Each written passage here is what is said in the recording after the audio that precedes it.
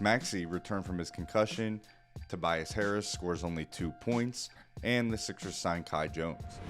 What's going on, everyone? I'm back from vacation. I'm excited to bring you guys down the stretch of the regular season. Make sure to like and subscribe and to check out our website. The 76ers have missed the services of Tyrese Maxey, going 1-3 in the 4 games he missed with a concussion. On Tuesday, Maxey returned against the Knicks, and in just 27 minutes, he put up 17 points and shot 50% from deep.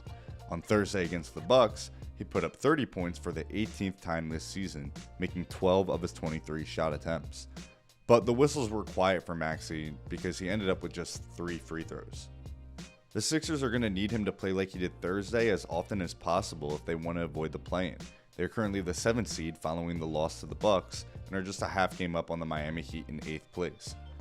Maxey has another reason to ball out this season, with players like Donovan Mitchell, Jamal Murray, and Kyrie Irving all missing the 65 game mark in one way or another.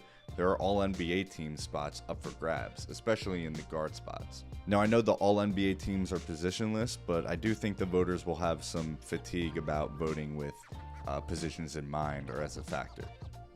The new rule prohibits players from receiving postseason accolades if they have not played 65 games or more. And since Maxey has played 57 with 16 games remaining, he could theoretically take a week off, go on vacation, come back, and still be eligible for the postseason awards, barring any injuries. Let's talk about Tobias Harris. In his last 12 games, he has scored single-digit points more often than he has scored 20-plus points in a game. His defense has nosedived and continuously caused confusion for his teammates. Tuesday's performance sparked a reaction that Tobias Harris might be better off coming off the bench, with Oubre Jr. and Nico Batum playing just a little bit better basketball than him and possibly taking the starter spot.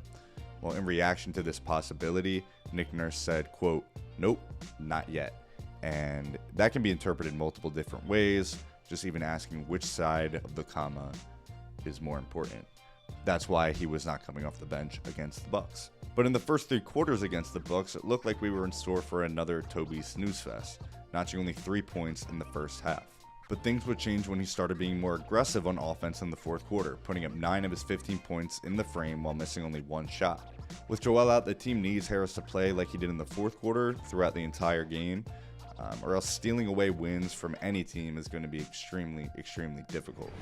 We got news on Thursday that the Sixers are going to sign Kai Jones to a 10-day contract. This came a week after Shams said that Jones was going to work out with the team.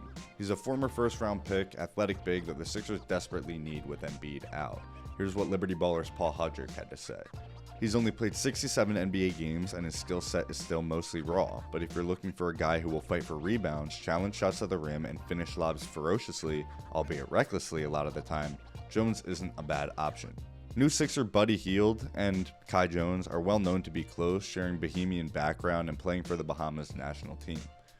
I'm all in on this move if Jones can secure himself a center spot in what is currently a shallow depth chart at that position. The Sixers will host Jones' former team, the Charlotte Hornets, on Saturday. The Hornets have lost 7 of their last 10 and are 13th in the Eastern Conference. It's wild to say this, but this is a must-win game, and the next time I talk to you guys, I'm hoping that we'll be looking back on this game in the victory column.